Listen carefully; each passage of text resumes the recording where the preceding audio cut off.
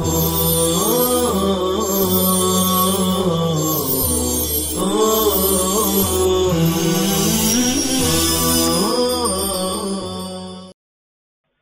الله الرحمن الرحيم. الحمد لله رب العالمين والعاقبة للمتقين والصلاة والسلام على سيد الأنبياء والمرسلين سيدنا وحبيبنا وحبيب رب العالمين محمد وعلى آله وأصحابه ومن هدى بهديه إلى يوم الدين. قال الله تبارك وتعالى في كتابه المجيد والفرقان الحميد: أعوذ بالله من الشيطان الرجيم. بسم الله الرحمن الرحيم. أفنضرب عنكم الذكر صفحا أم كنتم قوما مسرفين. وقال تبارك وتعالى في مقام آخر: قد أفلح المؤمنون الذين هم في صلاتهم خاشعون والذين هم عن اللغو معرضون. عزیز طلبہ،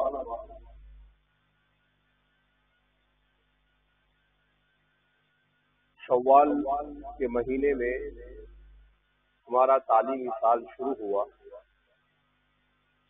اور اس وقت ہم ربیع الثانی کے مہینے سے گزر رہے ہیں، یعنی ہمارا نصف سال گزر چکا ہے۔ کورونا کے بعد تعلیم شروع ہوئی اور کورونا کے زمانے میں سب سے زیادہ دنیا میں جو چیز متاثر ہوئی وہ ہے دنیا کا نظام تعلیم۔ اگرچہ دنیا میں بے روزگاری میں اضافہ ہوا اور بھی بہت ساری چیزوں میں پریشانیاں لاحق ہوئی، مگر تعلیم کا جو میدان ہے، اس میدان کا جو نقصان ہے، یہ جز وقتی اور عارضی نہیں بلکہ دائمی۔ کورونا کے بارے میں مختلف باتیں کہی جاتی ہیں۔ بعض نے کلی طور پر کورونا کا انکار کیا کہ کورونا نام کی کوئی چیز ہے ہی نہیں، کوئی بیماری ہی نہیں۔ بعض حضرات کا یہ کہنا ہے کہ کورونا کا یہ ازمہ بیماری ضرور ہے، مگر اس کے پیچھے پوسٹ ماڈرنزم، جس کو مابعد جدیدیت کہا جاتا ہے، فتنہ مابعد جدیدیت کار فرما۔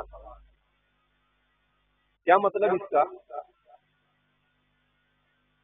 دنیا میں نبی کریم صلی اللہ علیہ وسلم کی بعثت مبارکہ سے لے کر 20ویں صدی کے اوائل تک، 1923 تک مسلمانوں کی حکمرانی، اگرچہ مسلمانوں کی حکمرانی 19ویں صدی سے کمزور پڑنا شروع ہو چکی تھی اور مغرب کا تسلط دنیا پر شروع ہو چکا تھا، 17ویں صدی کے بعد صنعتی انقلاب دنیا میں آیا۔ اسی انقلاب سے تو اس کے بعد دنیا میں اسلام کے مقابلے میں ایک تحریک شروع ہوئی، جس تحریک کو جدیدیت کہا جاتا ہے۔ عام طور پر جس تحریک کو جدیدیت کہا جاتا ہے، عام طور پر ہم طلباء اور علماء اس سے واقف نہیں ہوتے۔ جدیدیت یہ جو فتنہ ہے، یہ اسلام کے مقابلے میں دشمنان اسلام یہود و نصارہ کی طرف سے کھڑا کیا ہوا ایک عظیم فتنہ ہے، جس کا اصل مقصد دنیا سے مسلمانوں کے اثر و رسوخ کو ختم کرنا اور شریر اور دجالی طاقتوں کے لیے دنیا میں راہ ہموار کرنا۔ احادیث مبارکہ میں جہاں فطروں کا تذکرہ ہے، وہاں پر یہ آتا ہے کہ مسیح موعود حضرت عیسیٰ علیہ السلام اس زمین پر حضرت امام مہدی کے آنے کے بعد تشریف لائیں گے۔ اب یہ جو مسیح موعود ہے، اس مسیح موعود کا تصور دنیا میں 3 قوموں کے پاس پایا جاتا ہے۔ ایک مسلمانوں کے یہاں پر مسیح موعود سیدنا حضرت عیسیٰ ابن مریم علیہ السلام ہے۔ دوسرا نصارہ کے یہاں پر مسیح موعود سے مراد اللہ کا بیٹا عیسیٰ علیہ السلام ہے۔ اور تیسرا یہود کے یہاں پر مسیح موعود کا تصور وہ مسیح سے مراد مسیح دجال لیتے ہیں۔ یہ ایک ایسا فتنہ ہے جس فتنے کے سلسلے میں خود نبی کریم صلی اللہ علیہ وسلم نے ارشاد فرمایا کہ حضرت نوح علیہ السلام سے لے کر خاتم الانبیاء والمرسلین حضرت محمد مصطفیٰ صلی اللہ علیہ وسلم تک ہر نبی نے اس فتنے سے اللہ سے پناہ مانگی۔ اللہم انی اعوذ بک من فتنة المسیح الدجال، کہ اللہ فتنہ مسیح دجال سے تو ہماری حفاظت فرما۔ آپ صلی اللہ علیہ وسلم بھی بکثرت اس کا ذکر کیا کرتے تھے۔ قرآن کریم نے اس فتنے کا ذکر کیا ہے۔ الحمدللہ الذی انزل علی عبده الكتاب ولم يجعل له عوجا قیما لینذر بأسا شدیدا من لدنہ۔ حضرات مفسرین فرماتے ہیں یہ بأسا شدیدہ سے اشارہ ہے فتنہ دجال اکبر کی طرف۔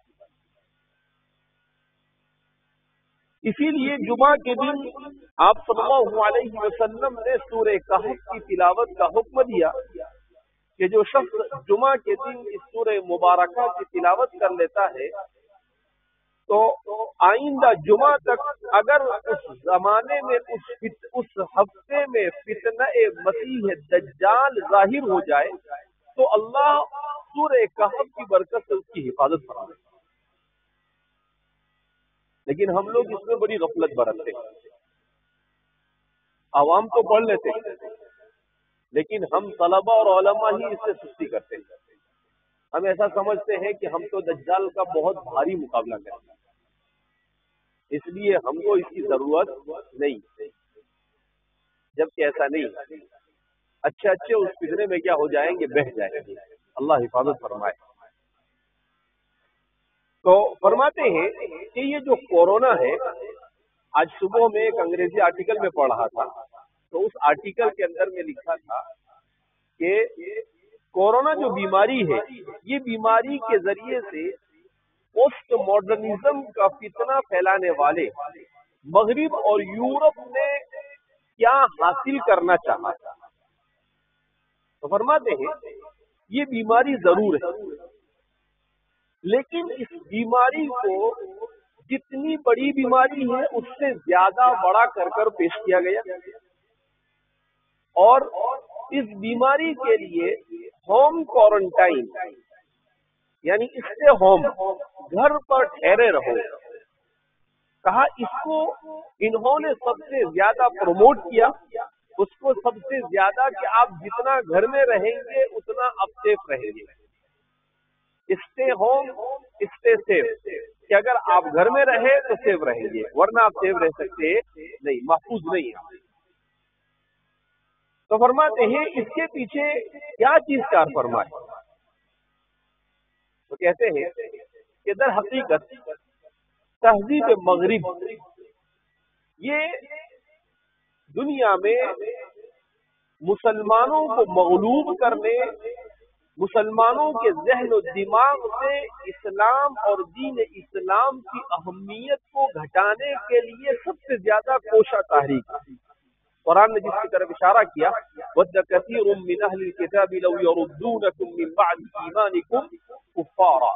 سوال پیدا ہوتا ہے کہ بھئی ہمیں کافر بنا کر ان کو کیا ملے گا، كَحَسَدًا مِّنْ عِندِ أَنفُسِهِم مِّن بَعْدِ مَا تَبَيَّنَ لَهُمُ الْحَقُّ۔ تو یہ حسد کی بنیاد پر یہ ساری چیزیں کرتے ہیں۔ تو کہا کہ اس نے پہلے جدیدیت کے ذریعے سے مادیت کو فروغ دیا، اور مختلف مادی نظریات کو دنیا میں پھیلایا، تعلیم اور میڈیا کے ذریعے سے، سیریلوں کے ذریعے سے، فلموں کے ذریعے سے، ناولوں کے ذریعے سے۔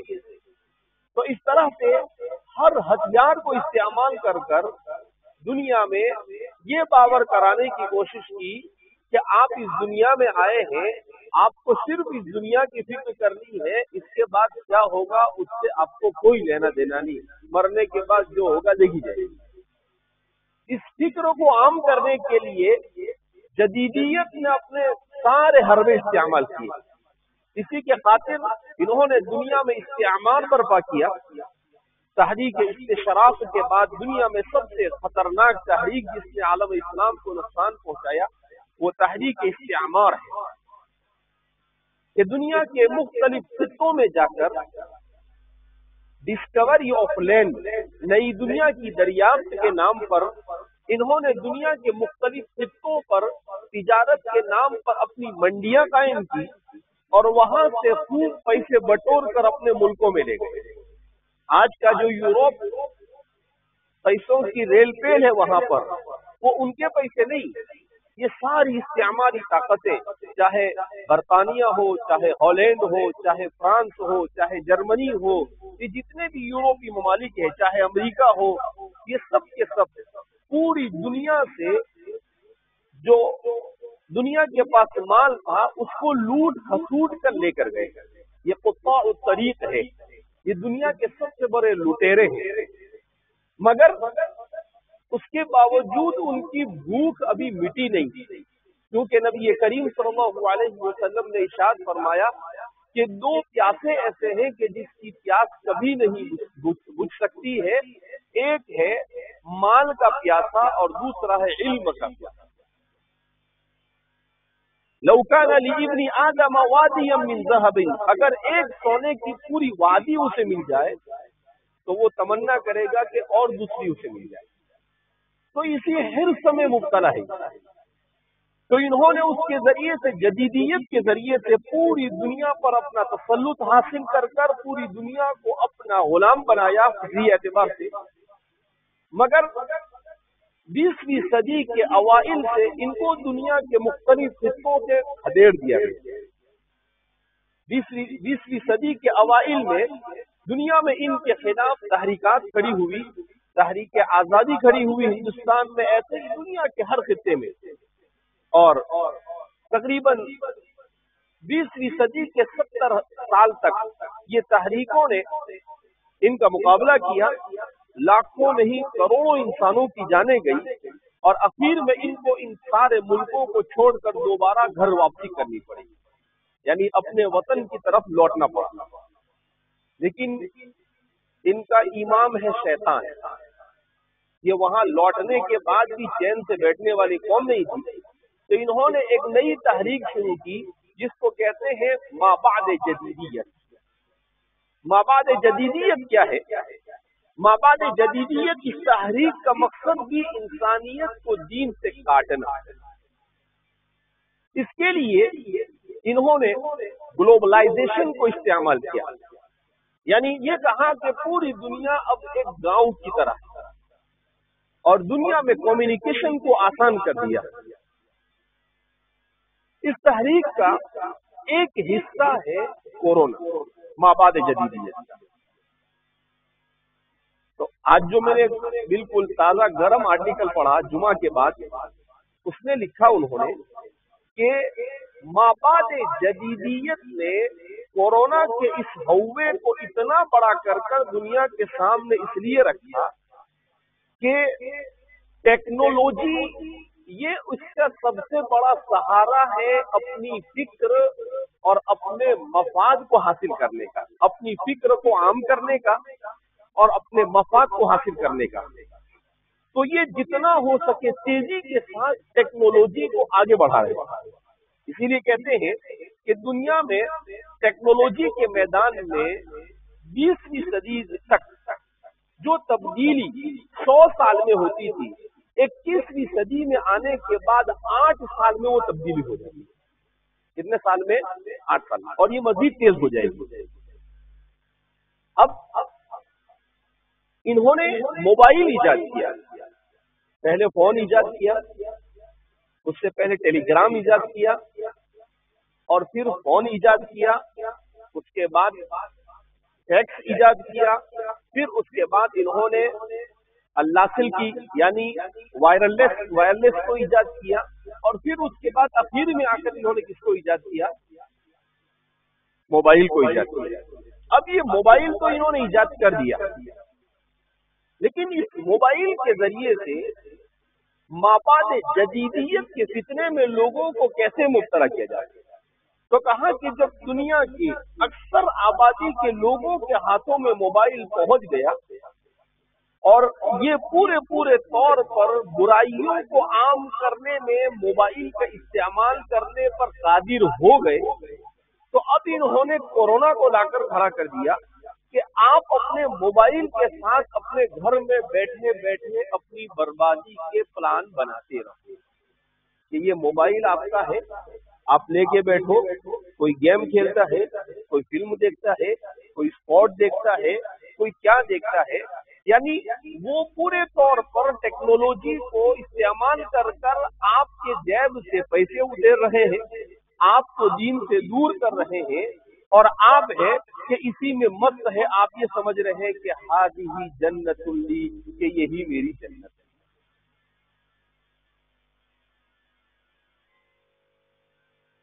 تو اس آرٹیکل میں لکھا کہ مسلمانوں کو اس بات کو سمجھنا چاہیے. آج کا مسلمان، آج کا ہمارا نوجوان، آج کا ہمارا طالب علم اس فتنے کو سمجھنے کے لیے تیار نہیں. وہ اس نشے میں مبتلا ہو چکا ہے. کہا کہ یہ موبائل کا جو نشہ ہے، یہ در حقیقت مابعد جدیدیت کا وہ حربہ ہے جو انسان کو دین سے بھی کاٹ دے گا، جو انسان کو خود اپنی دنیا سے بھی کاٹ دے گا، جو انسان کو اپنی معاشرت سے بھی کاٹ دے گا. ابھی کوریا کے اندر ایک واقعہ پیش آیا، اس میں لکھا تھا اس مضمون میں کہ کوریا میں ایک واقعہ پیش آیا. کیا واقعہ پیش آیا؟ 4 سال کی بچی گھر میں ماں باپ کے ہوتے ہوئے بھوک سے مر گئی. پولیس نے انویسٹیگیشن کیا، تفتیش کی، تحقیق کی کہ گھر میں ماں باپ کے ہوتے ہوئے بچی بھوک سے کیسے مری؟ کھانے کی ساری چیزیں موجود ہیں. تو کہا کہ دونوں ماں باپ موبائل میں مست ہیں. بچی اپنے کمرے میں پڑی ہے، وہ روتی رہی، ان کو اس سے کوئی لینا دینا نہیں، یہ اپنے موبائل کے اندر میں مست رہے، یہاں تک کہ وہ رو رو کر 3 دن کے بعد مر گئے. گھر میں کھانا پینا سب کچھ موجود. کہا یہ ایک پہلا واقعہ نہیں ہے، ایسے دسیوں واقعات پیش آئے اور آئندہ ایسے اور بھی واقعات پیش آئے. تو کہا کہ یہ معاشرے کے لیے بڑا سنگین مسئلہ ہے کہ آج کے معاشرے کا انسان اس کو سمجھنے کے لیے تیار نہیں ہے کہ کیا رکھا ہے اس میں، کیا کرے گا اس کو رکھ کر، اس کو دیکھ کر کیا ملے گا تجھے دنیا میں بھی اور آخرت میں بھی. یہ لغو کا سب سے بدترین ہتھیار. قرآن کریم اسی لیے کہتا ہے قد افلح المؤمنون الذين هم في صلاتهم خاشعون، جو اپنی نماز، مومن کا پہلا وصف بیان کیا جو نماز کو خشوع اور خضوع کے ساتھ پڑھتا ہے، اور دوسرا وصف کیا بیان کیا والذین هم عن اللغو معرضون، اور جو لغو سے اعراض کرتا ہے. یہ مومن کا وصف اساسی ہے، بنیادی وصف ہے جس کو قرآن کریم بیان کر رہا ہے. تو لغو سے بچنا یہ مکروہ نہیں ہے، بلکہ مسلمان کے لیے لغو سے بچنا واجب اور فرض عین ہے. اگر وہ لغو سے نہیں بچتا ہے، اس کا مطلب یہ ہے کہ وہ گناہ کبیرہ میں مبتلا ہے. تو ایک تو لغو کی وجہ سے گناہ کبیرہ میں مبتلا ہونا، دوسرا اپنے وقت کو، اپنی دنیا اور آخرت کو برباد کرنا، اور تیسرا اپنے پیسوں کو برباد کرنا. یعنی کہیں سے انسان کا ایک پیسے کا بھی کوئی فائدہ اس میں نہیں. میں نے اس کو پڑھا تو مجھے بڑا حیرت انگیز لگا مضمون، تو اس لیے میں نے اس کا خلاصہ آپ کے سامنے اپنی طرف سے حاشیے کے ساتھ کیا کر دیا، بتا دیا کہ بھائی یہ ایک ہتھیار ہے مابعد جدیدیت کا، جو دین حق کے خلاف استعمال کیا جا رہا ہے. اب آپ کی مرضی، آپ اپنے آپ کو اس میں ڈھکیل کر تباہی کی طرف لے جانا چاہتے ہیں، یا اب اپنے آپ کو اس فتنے اور اس آزمائش اور اس مصیبت سے نکال کر ایک کارآمد انسان بنانا چاہتے ہیں. کیا بنانا چاہتے ہیں آپ؟ کارآمد انسان. ابھی تو لہٰذا اس بنا پر میں نے پڑھا تو مجھے بڑا حیرت انگیز لگا، تو میں نے کہا کہ آج کے بیان کا موضوع چاہے کچھ بھی ہو، لیکن سب سے پہلے یہی آپ کے سامنے بیان کر دیا جائے کہ اس کے راستے سے آپ دین سے دور ہو جائیں گے، آپ اپنی دنیا سے کٹ جائیں گے. نہ خدا ہی ملا، نہ وصال صنم، نہ ادھر کے رہے نہ ادھر کے رہے، بیچ میں لٹک کے رہے. مذبذبین بین ذلک لا الہ ہؤلاء ولا الہ ہؤلاء. کچھ ہاتھ نہیں آتا ہے. لہذا اپنے آپ کو، اپنی عقل کو استعمال کرنا. اللہ نے جو ذہانت عطا فرمائی، جو اشرف المخلوقات بنا کر بھیجا ہے، تو آپ اپنے آپ کو اپنے کسی بھی کام کے کرنے سے پہلے سوچئے کہ میں کیا کر رہا ہوں اور مجھے کیا کرنا چاہیے اور میں کہاں پر جا رہا ہوں. آپ کو بارہا کہا جاتا ہے کہ طالب علم کا 24 گھنٹے کا پورا اس کا نظام اس کے پاس ہونا چاہیے کہ صبح اٹھنے سے لے کر رات سونے تک مجھے کیا کرنا ہے اور کون سے وقت میں کرنا ہے. ایک وقت بھی طالب علم کا لا یعنی اور بے سود چیز میں صرف نہیں ہونا چاہیے اگر وہ اپنی دنیا اور آخرت بنانا چاہتا ہے تو. لہذا اپنا پورا لاہ عمل کہ بھئی صبح سے لے کر شام تک مجھے کیا کرنا ہے، اور اسی کے مطابق انسان زندگی گزارے. جو لوگ بھی دنیا میں کامیاب ہوئے، چاہے وہ عالم ہو، چاہے وہ تصنیف کے میدان میں ہو، چاہے وہ تدریس کے میدان میں ہو، چاہے وہ نظامت کے میدان میں ہو، چاہے وہ بزنس کے میدان میں ہو، چاہے انجینئرنگ کے میدان میں ہو، کسی بھی میدان میں، ہر کامیاب انسان کے پیچھے ٹائم مینجمنٹ ہوتا ہے کہ وہ اپنے وقت کا صحیح استعمال کرتا ہے. حکیم الامت مجدد ملت حضرت تھانوی رحمۃ اللہ علیہ کوئی سوچ بھی نہیں سکتا ہے 19ویں اور 20ویں صدی میں اس دنیا میں آتے ہیں اور 1000 تصنیفات اپنے پیچھے چھوڑتے ہیں. کتنی کتابیں حضرت کی؟ 1000. کیوں؟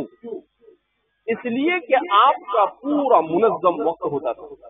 اتنے بجے صبح اٹھنا، اٹھنے کے بعد یہ کرنا یہ کرنا. حضرت تھانوی رحمۃ اللہ علیہ اتنے اصولی آدمی تھے. وہ فرماتے ہیں، حضرت کی اہلیہ فرماتی ہے کہ رات میں سوتے تھے تو سرہانے پر کاغذ اور پین رکھ کر سوتے.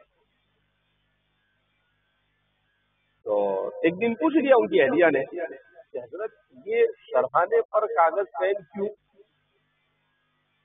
دن بھر تو آفس میں لگے رہتے، یہاں بھی اس کو لے کر آتے.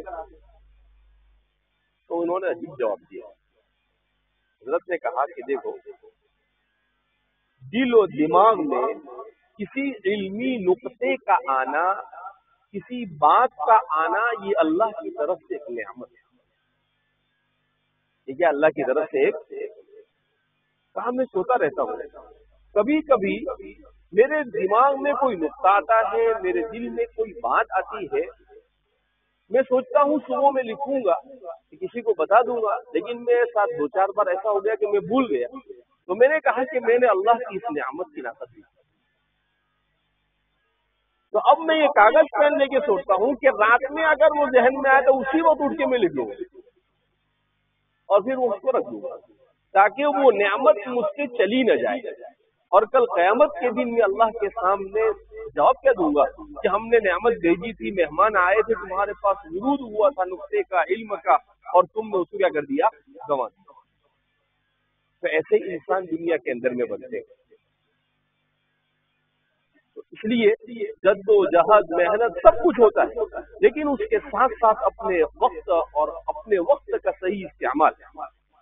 ابھی شیخ الاسلام فقیہ الاسر حضرت مولانا تقی عثمانی صاحب اس وقت دنیا کی عالم اسلام کی اور پوری دنیا کی سب سے بڑی علمی شخصیت ہے، آپ کو اس دور کا مجدد کہا جاتا ہے۔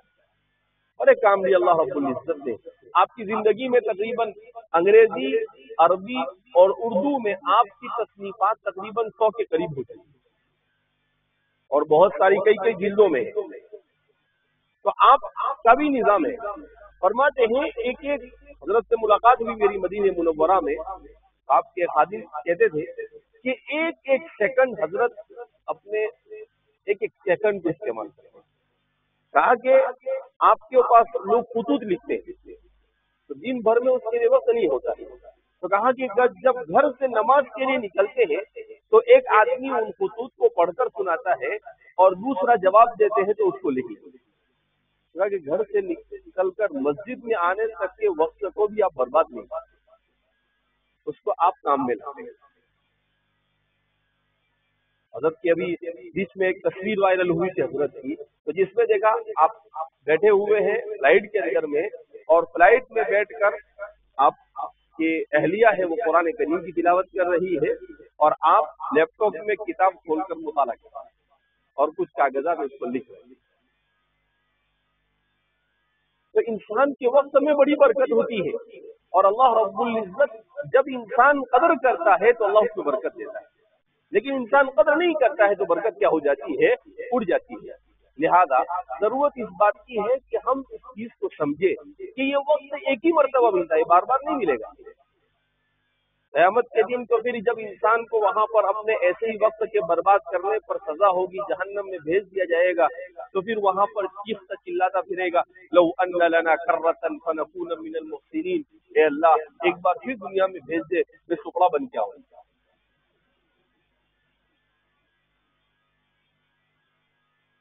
لو ان لنا کرۃ، اے اللہ اگر ایک بار پھر آپ دنیا میں بھیجے تو کیا بن کر آؤں گا؟ میں ٹکڑا بن کے آؤں گا۔ اللہ بولے گا جب ٹکڑا بننا تھا جب بنا نہیں، جب تو مستیاں کرتا رہا، ادھر ادھر سے وقت برباد کرتا رہا، اور اب بولتا ہے کہ محسن بن کے آؤں گا۔ چل بیٹھے بیٹھے اب عذاب چکھتے رہو، وذوقوا العذاب بما کنتم، قرآن کہتا ہے کہ عذاب چکھتے رہو جو کچھ تم نے دنیا میں کارستانیاں کی ہے اس کے نتیجے۔ تو اس لیے یہ بڑا نازک وقت ہے۔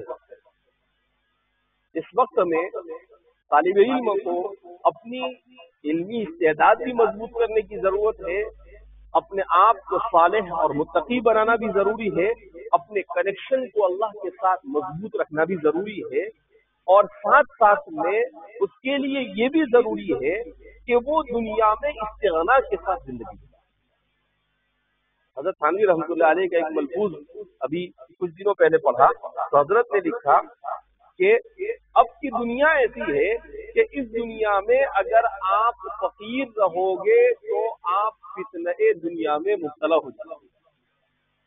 تو آپ کے لیے ضروری ہے کہ آپ کوئی ایسا پیشہ اختیار کرو کہ جس کی وجہ سے آپ کے پاس اپنی ضرورت کو پورا کرنے کے بقدر دنیا ہو۔ حضرت عمر رضی اللہ تعالیٰ عنہ کا ایک قول ابھی میں نے پڑھا، میں کافی دنوں سے آپ کو ایک کتاب کا حوالہ دیتا رہتا ہوں، حضرت قاضی اطہر صاحب مبارک پوری نور اللہ مرقدہ، ان کی کتاب ہے ہر طبقے اور پیشے میں علم اور علماء۔ اصل میں بمبئی سے ایک رسالہ نکلتا تھا البلاغ، اس کا ایک خصوصی شمارہ نکلا تھا آج سے 40 سال پہلے، تقریباً 40-45 سال پہلے، تعلیم نمبر 700-800 صفحے کا۔ تو اس کے لیے حضرت قاضی اطہر صاحب مبارک پوری رحمۃ اللہ علیہ نے ایک مضمون لکھا تھا ہر طبقے اور پیشے میں علم اور علماء۔ جب حضرت کا وہ مضمون شائع ہوا اس میں اور لوگوں نے پڑھا تو اس زمانے کے بڑے بڑے علماء نے، حضرت مولانا عبد المجید صاحب دریابادی وغیرہ نے لکھا کہ اس پورے مجلے کی جان یہ مضمون ہے، اور کہا یہ مضمون ہر مسلمان کو پڑھنا چاہیے، ہر زبان میں اس کا ترجمہ ہونا چاہیے، علماء کو خاص طور پر اس کا مطالعہ کرنا چاہیے۔ پھر فرماتے ہیں کہ مختلف علماء نے، حضرت قاضی صاحب نے کہا کہ آپ نے مضمون لکھا ہے لیکن اس کو اور اچھے انداز میں لکھیے، تو قاضی صاحب فرماتے ہیں کہ پھر اس کے بعد میں نے اس کو اور مزید اچھے انداز میں مرتب کرنا شروع کیا، تو پھر 20-25 سال لگے مجھے، اور وہ ایک کتاب کی شکل میں وجود میں آیا، تو تقریباً 250-300 صفحے کی کتاب وہ وجود میں آ گئی، اور بڑی حیرت انگیز کتاب، ہمارے ہر عالم اور ہر طالب علم کو اس کا مطالعہ کرنا چاہیے۔ میں آج مغرب بعد اس کو پڑھ رہا تھا، تو اس کے مقدمے میں لکھا کہ حضرت عمر رضی اللہ تعالیٰ عنہ نے ایک شخص کو جو آپ کے بڑے معتبر تھے اس سے کہا کہ بھئی کیا کرتے ہو؟ تو کہا کہ بھئی میں بیت المال کا کام کرتا ہوں۔ آپ کو کتنا وظیفہ ملتا ہے؟ تو نے کہا کہ بھئی مجھے اتنا وظیفہ ملتا ہے۔ کہا کہ اور دوسرا بھی کچھ کرتے ہو یا نہیں؟ کہا نہیں۔ کہا نہیں، تجارت اختیار کرو اور تجارت کرو۔ کہا کیوں؟ کہا اس لیے کہ اگر تمہیں ناگہانی کوئی ضرورت پیش آ گئی تو تم اپنی ضرورت کو کیسے پورا کرو گے؟ تم لوگوں کے سامنے ہاتھ پھیلاؤ گے؟ کہا نہیں، تجارت کو اختیار کرو۔ اور بھی بہت سارے اقوال اس میں ذکر کیے ہیں، اس میں ابو الفضل نعیم الاسطرابادی کا ایک واقعہ لکھتا ہے کہ ابو الفضل نعیم الاسطرابادی کہا یہ بہت بڑے اپنے زمانے کے فقیہ اور محدث گزرے ہیں اپنے علاقے کے اسطراباد کے۔ فرماتے ہیں کہ وہ اپنے شہر کے سب سے بڑے تاجر تھے، اپنے شہر کے سب سے بڑے فقیہ تھے، ہر آدمی مسئلہ پوچھنے کے لیے ان کی طرف رجوع کرتا تھا، اور اللہ رب العزت نے، انہوں نے تجارت کرتے تھے تو اللہ نے ان کی تجارت میں ایسی برکت دی تھی کہ انہوں نے خود اپنا جو شہر تھا جہاں کے وہ رہنے والے تھے، اس شہر کو پورا شہر انہوں نے خرید لیا، پورا شہر انہوں نے خود کیا کر لیا تھا، اپنے پیسوں سے خرید لیا تھا۔ اسی طریقے سے امام ابو اللیث کے بارے میں لکھا ہے، بہت بڑے فقیہ گزرے ہیں مصر کے، کہ وہ سال میں ان کی آمدنی ہوتی تھی 80,000 دینار، اس 80,000 دینار کو پورا کے پورا، ہمارے زمانے کے کروڑ روپے ہوتے ہیں وہ 80,000 دینار میں سے مشکل سے 1-2% اپنی ضرورت میں استعمال ہوتے تھے، ورنہ سارا کے سارا وہ غریبوں، مسکینوں اور علماء اور طلباء کے پیچھے خرچ کر دیا۔ تو ایسے بہت سارے واقعات لکھے انہوں نے کہ کس طریقے سے علم دین کے ہوتے ہوئے بھی علماء نے تجارت کی، علماء نے کیسے کیسے کارنامے انجام دیے، تو اور بھی بہت سارے اقوال اس سلسلے میں نقل کیے۔ انشاءاللہ آئندہ کل سے عصر کے بعد اس میں سے منتخب کر کے تعلیم کیا ہونے والی ہے، آپ کے سامنے شروع ہونے والی ہے، جس کو آپ پوری توجہ کے ساتھ سنیں اور اپنے آپ کو بھی ایسا بنانے کی کوشش کریں۔ حضرت عمر رضی اللہ تعالیٰ عنہ کا ایک قول، اس میں نے یہ پڑھا کہ یا معشر العلماء، یہ علماء کی جماعت، تم لوگوں پر بوجھ نہ بنو کہ لوگ تمہاری ضرورت کو پورا کرنے کے لیے اپنے آپ کو بوجھ محسوس کریں۔ کہا خود تم تجارت کرو اور اپنے آپ کو اپنے پاؤں پر کھڑا رکھو، کسی پر بوجھ نہ بنو، بلکہ دوسروں کے بوجھ کو اٹھا کر تم ان کے بوجھ کو ہلکا کرو۔ تو اس لیے ان تمام چیزوں کو پیش نظر رکھتے ہوئے، آپ جیسا کہ جانتے ہیں ملک کے حالات کہاں جا رہے ہیں، کیا سے کیا ہو رہا ہے، ایسے حالات میں ملک ایک طرف، اس ملک کے سلسلے میں ایک آرٹیکل میں ابھی لکھا تھا کہ دنیا میں ڈیموکریسی اور جمہوریت کا بول بالا تھا، لیکن ایک ادارہ مستقل وجود میں آیا آج سے 10-15 سال پہلے، وہ پوری دنیا میں ڈیموکریسی کی پیش نظر رکھتے ہوئے، آپ جیسا کہ جانتے ہیں ملک کے حالات کہاں جا رہے ہیں، کیا سے کیا ہو رہا ہے، ایسے حالات میں ملک ایک طرف، اس ملک کے سلسلے میں ایک آرٹیکل میں ابھی لکھا تھا کہ دنیا میں ڈیموکریسی اور جمہوریت کا بول بالا تھا، لیکن ایک ادارہ مستقل وجود میں آیا آج سے 10-15 سال پہلے، وہ پوری دنیا میں ڈیموکریسی کی اسٹڈی کرتا ہے، اس کا مطالعہ کرتا ہے۔ تو اس نے لکھا کہ دنیا میں تقریباً 40 ملک ایسے ہیں جہاں پر جمہوریت کے نام پر آمیریت ہوتی ہے، اور وہاں کے حکمران جماعت اور حکمران لوگ وارڈ سے آتے ہیں، اور پھر اسی وارڈ کے ذریعے سے جنہوں نے انہیں منتخب کیا انہی کے اوپر ظلم کرتے ہیں۔ اس میں ہندوستان سر پہلو ہے۔ تو اور اتنا سب کچھ ہونے کے بعد بھی ابھی تک کے لوگوں کو سمجھ میں نہیں آ رہا ہے، لیکن جیسے جیسے دن گزریں گے سمجھ میں آئے گا کہ ہم کتنی بڑی غلطی کر رہے ہیں۔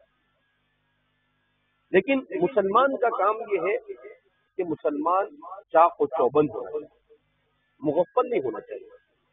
حدیث پاک میں نبی کریم صلی اللہ علیہ وسلم نے ارشاد فرمایا لا يلدغ المؤمن من جحر مرتين، کہ مومن ایک بل سے 2 بار نہیں ڈسا جاتا ہے، یعنی مومن بالکل چاق و چوبند رہتا ہے، مغفل اور سست نہیں ہوتا ہے۔ اس کو پتا ہونا چاہیے کہ میرے ارد گرد کیا ہو رہا ہے، کیسے مجھ پر گھیرا ڈالا جا رہا ہے، اور میں اس کا کیسے مقابلہ کر سکتا ہوں۔ لہذا نظام تعلیم کے ذریعے سے، نیو ایجوکیشن پالیسی کے ذریعے سے پوری دنیا کے اوپر اور خاص طور پر ہندوستان کے اوپر بڑی نظر رکھی جا رہی ہے۔ اور ہندوستان کے مسلمانوں کیوں؟ اس لیے کہ ہندوستان کا مسلمان پوری دنیا میں صحیح معنی میں اسلام کا ترجمان بنتا ہے۔ اس وقت صحیح معنی میں یورپی ممالک میں چلے جاؤ، تیزی کے ساتھ اسلام پھیل رہا ہے۔ اس تیزی کے ساتھ اسلام پھیل رہا ہے، اس کے پیچھے کون ہے؟ عام طور پر ہمارے ہندوستانی مبلغین، ہندوستانی علماء یا ان سے منسلک لوگ ہیں۔ تو افریقی ممالک میں چلے جاؤ، ہر جگہ پر، تو ان کو معلوم ہے کہ یہاں سے اسلام کو کمک فراہم ہو رہی ہے، اسلام کو طاقت مل رہی ہے، اس لیے اب انہوں نے یہاں پر گھیرا تاننے کی کوشش کی ہے۔ مگر ہمیں اپنے رشتے کو اللہ سے مضبوط کر کر ان چیلنجوں کا کیسے مقابلہ کرنا، اس کے لیے اپنے آپ کو تیار کرنا پڑے گا۔ تو اس کے لیے اپنے آپ کو تیار کرنے کے لیے قربانی کے لیے تیار ہونا ہوگا، جد و جہد کے لیے تیار ہونا ہوگا، ذہنی اور ہمت کے اعتبار سے تیار ہونا ہوگا، تعلیمی اعتبار سے تیار ہونا ہوگا۔ جیسے تعلیم کے ذریعے سے وہ ایسی کوشش کر رہے ہیں کہ یہ مدارس بند ہو جائیں، تو اب ہم اس کا کیا لا سکتے ہیں؟ ہم نے 2016 سے جامعہ نے 10ویں اور 12ویں کا نظام شروع کیا، اور الحمدللہ تقریباً 1400 بچے جو ہمارے عالمیت کے ہیں وہ انہوں نے 10ویں پاس کیا۔ اب اگر ہمارے مدارس میں یہ چیز نہیں آئے گی تو یہ ہمارے اوپر پریشر لائیں گے اور ہمارے لیے اور مشکلات کو کھڑا کریں گے۔ بہت سارے ایسے ادارے جو 100-150 سال سے دینی ادارے ہیں، بہت بڑے بڑے ادارے ہیں، ان کو بھی اس بات کا احساس ہوا، تو بہت ساری جگہوں سے لیٹر آئے، فون آئے، کہا کہ ہمارے بچے دورے میں اتنے بچے ہیں اور وہ بھی کیا کرنا چاہ رہے ہیں، 10ویں اور 12ویں کرنا چاہ رہے ہیں، اس لیے کہ حالات ایسے پیش آ رہے ہیں، تو آپ اس سلسلے میں ہماری کیا رہبری کر سکتے ہیں؟ ہم نے کہا ٹھیک ہے، ہم آپ کی مکمل رہنمائی اور رہبری کریں گے۔ تو کہنے کا مطلب یہ ہے کہ دوسرے لوگ یہ کوشش کر رہے ہیں کہ وہ، اور آپ کے یہاں پر گھر بیٹھی گنگا، یعنی آپ کو کہیں جانے کی ضرورت ہے۔ ہم نے ان سے کہا کہ ہم انشاءاللہ دنیا ہندوستان کے مختلف خطوں میں اس کے لیے ایک نظام بنا رہے ہیں کہ کہاں کہاں پر ہمارے علماء اور ہمارے طلباء جا کر کم از کم 10ویں اور 12ویں کا پاس ہونا ہر طالب علم کے ضروری ہے۔ ہمارا جو نظام ہے، اس نظام میں ابھی 4ویں تک کے بچہ 12ویں پاس ہو جائے گا، پھر اس کے بعد وہ دینی تعلیم اور دنیاوی تعلیم جب دونوں اس کے پاس ہوگی تو وہ دنیا کے سامنے کھڑا ہوگا اور آنکھ سے آنکھ ملا سکتا ہے۔ تو اس لیے آپ کو اس کے لیے ایسی محنت کرنی ہوگی، اور میں اس سے پہلے آپ کو پورا بتلا چکا ہوں کہ کس طریقے سے آپ کے پاس وقت ہے، کہ مشکل سے 8 گھنٹے آپ کے تعلیم میں صرف ہو رہے ہیں، اس کے علاوہ بھی آپ کے پاس بہت ٹائم ہے۔ اس ٹائم میں سے 1.5 گھنٹہ لے کر ہم آپ کو اپنی تعلیم کا نظام آپ کے لیے شروع کیا، جس میں الحمدللہ آپ نے دلچسپی دکھائی، لیکن اس میں تھوڑی کمی ہے۔ ہم چاہتے ہیں کہ آپ اس کو مزید دلچسپی کے ساتھ پڑھیں۔ ہم نے اس نصاب اور نظام کو اور منظم انداز میں کرنے کے لیے ابھی گزشتہ کل بھی اساتذہ سے میٹنگ کی کہ اس کی کے لیے جو کتابیں تیار ہوئی ہیں اس میں اور ہم بہتر کیا کر سکتے ہیں کہ اس کتاب کو پڑھنے کے بعد ہمارا طالب علم سائنس بھی پڑھ لے اور سائنس کے راستے سے جو الحاد اور بے دینی آ رہی ہے اسے بھی پڑھ لے اور اس طرح سے الحاد اور بے دینی اور فکری الحاد کا جو سیلاب آ رہا ہے اس کے سامنے وہ کس طریقے سے بند بنا کر کیا ہو جاوے، کھڑا ہو جاوے، اس کے لیے بھی ہم لوگوں نے پوری تیاری شروع کر رکھی ہے۔ تو اس لیے آپ حضرات اپنے آپ کو، اپنے وقت کو تعلیم میں خرچ کرنے کے لیے تیار رہیں، کریں گے نا بھائی انشاءاللہ۔ تو اس لیے اب آئندہ کل سے جو تعلیمی نظام ہم نے اس سے پہلے شروع کیا تھا، ابھی 7:15 سے مدرسہ شروع ہونے کی بجائے 7 بجے سے شروع ہوگا، 11:15 بجے چھٹی کے بجائے 11:45 بجے چھٹی ہوگی۔ آدھے پون گھنٹے میں آپ کی کوئی کائنات لوٹ نہیں جانے گی، لیکن انشاءاللہ آپ کو دنیا اور آخرت میں اس کے فوائد حاصل ہیں انشاءاللہ۔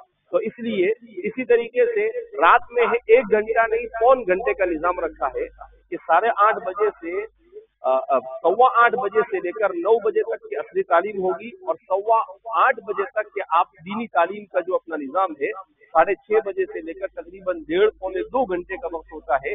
آپ دین تعلیم کا جتنا ہے پڑھنا چاہے اسے پڑھیں گے، اور پھر پون گھنٹے کے لیے وہ نظام بنایا گیا ہے۔ لہذا آپ اس میں پوری دلچسپی سے اپنے آپ کو لگانے کی کوشش کیجیے، اور آپ یہ سمجھیے کہ آپ ایک ایسی تحریک کے ساتھ اپنے آپ کو جوڑنے کی کوشش کر رہے ہیں جو تحریک ہندوستان میں اسلام اور مسلمانوں کے بقا کے لیے ضروری ہے، اور تحریک کے لیے قربانی دینی پڑتی ہے۔ آتش برق و گرج صحاب پیدا کر، اجل بھی کانپ اٹھے وہ شباب پیدا کر، تو انقلاب کا انتظار نہ کر، جو ہو سکے خود ہی انقلاب برپا کر۔ تو ایسا نہیں کہ انقلاب کی گاڑی آئے گی تو اپنے بھی بیٹھ جائیں گے، کوئی گاڑی واڑی آنے والی ہے نہیں۔ انقلاب کے لیے خود اپنے آپ کو کیا کرنا پڑے گا، تیار کرنا پڑے گا، اور اس تیاری کے لیے اپنا وقت بھی دینا پڑے گا، اور اپنے نیند کی بھی قربانی دینی پڑے گی، اپنے موبائل کی بھی قربانی دینی پڑے گی، اور اپنے جتنی بھی بری عادتیں ہیں، بری صحبتیں ہیں، اس کی بھی قربانی دینا پڑے گی۔ اور اگر آپ نے قربانی دی 5 سال 6 سال، تو پھر اس کے بعد آپ زندگی پر انشاءاللہ سکون اور اطمینان اور سعادت کے ساتھ زندگی گزاریں گے، اور اللہ سعادت کی موت نصیب فرمائے گا، اور اللہ سعادت والی اور نیک بختی والی آخرت نصیب فرمائے گا۔ تو اس لیے خیرائی دنیا والآخرہ، دنیا اور آخرت کے خیر کو جمع کرنے کے لیے آپ پورے طور پر اپنے آپ کو تیار کرنے کی کوشش کریں۔ ہمارا کام اس دنیا میں محنت کرنا، اسباب کو اختیار کرنا ہے، جد و جہد کرنا ہے، اللہ سے دعا کرنا ہے، صبح میں جلدی اٹھ کر، ابھی رات بہت بڑی ہوتی ہے، سوئے گا کتنا سوئے گا۔ فجر میں طلبہ کافی لیٹ آ رہے ہیں، لہذا سے کہہ دیا گیا ہے کہ صبح میں جلدی آپ کو اٹھائیں گے، اور آپ کو 5 بجے کے بجائے 4:45 بجے سے آپ کو اٹھانا شروع کر دیا جائے گا۔ تو 5:30 بجے آپ، اس لیے کہ آپ کو 5 بجے اٹھاتے ہیں، اس کے بعد بھی 2 3 سب بچوں کی طلبہ کی نماز جاتی ہے۔ کیا مطلب ہوتا ہے اس کا؟ اب جلدی آپ نہیں آئیں گے تو ہم کو یہ کرنا ہی پڑے گا۔ تو اس لیے صبح میں، اور ویسے بھی آدمی کو جلدی اٹھنا چاہیے، اللہ کے سامنے 2 رکعت پڑھ کر اللہ سے مانگنا چاہیے، دعا کرنی چاہیے۔ بہرحال تو اپنے آپ کو تہجد کا عادی بنائے، دعا کا عادی بنائے، اپنے آپ کو قربانی اور جد و جہد کا عادی بنائے، اور اس طرح سے آوارہ پن، بے آوارگی سے اور لایانی چیزوں سے اپنے آپ کو بچانے کی کوشش کرے۔ اللہ رب العزت سے اپنا لو لگائے، اور خاص طور پر جیسا کہ خاموش ہو جائے، کون باتیں کرتا ہے ادھر؟ جو طلبہ آپ سے بارہا کہا جاتا ہے، ابھی آپ کے سامنے قرآن کریم اور سلف صالحین سے متعلق بہت ساری باتیں بھی پڑھی گئی آپ کے سامنے کہ سلف صالحین قرآن سے کیسے وابستہ تھے۔ لہذا ہر طالب علم ہمارا کم از کم 1 پارہ روزانہ پڑھنا چاہیے انشاءاللہ، اور وہ کب پڑھ لینا ہے؟ صبح ہی پڑھ لینا۔ وہ قرآن الفجر کان مشہودا، کہتے ہیں کہ صبح کے وقت جب قرآن پڑھا جاتا ہے تو ملائکہ حاضر ہوتے ہیں، تو اس کے فوائد اور برکات انسان کو زیادہ حاصل ہوتے ہیں۔ لہذا ہر طالب علم کوشش کرے کہ اٹھ جائے، 2 رکعت تہجد پڑھے، اللہ سے مانگے، قرآن کریم کی تلاوت کرے، اور پھر اس کے بعد آپ جب 1 پارہ آدھا پارہ قرآن کی تلاوت سے اپنے دین کو شروع کریں گے تو انشاءاللہ آپ اپنے آپ کو نشید پائیں گے آپ اپنے اندر غفلت کو دور ہوتا ہوا محسوس کریں گے، اپنے وقت میں برکت محسوس کریں گے اور اپنے آپ کو جد و جہد کے لیے تیار کرنے والا پائیں گے۔ اس طرح سے اللہ سے اپنے آپ کو جوڑنا اور امت کو مستقبل میں کس طریقے سے لتکون کلمۃ اللہ ہی العلیٰ کے لیے آپ کیا کر سکتے ہیں، اس کے لیے اپنے آپ کو تیار کرنا، اس کی جد و جہد کریں۔ اللہ رب العزت ہم سب کو قرآن کریم کے ساتھ وابستگی نصیب فرمائے، نماز کو جماعت کے ساتھ تکبیر اولیٰ کے ساتھ خشوع اور خضوع کے ساتھ پابندی سے پڑھنے کی توفیق مرحمت فرمائے، اور اللہ رب العزت ہندوستان کے مسلمانوں کی ہر طرح کے شرور و فتن سے حفاظت فرمائے، پورے عالم کے مسلمانوں کی حفاظت فرمائے، اور اللہ رب العزت ہم سب کو اپنے دین کی سربلندی کے لیے اخلاص و للہیت کے ساتھ قبول فرمائے۔ وآخر دعوانا الحمدللہ رب العالمین۔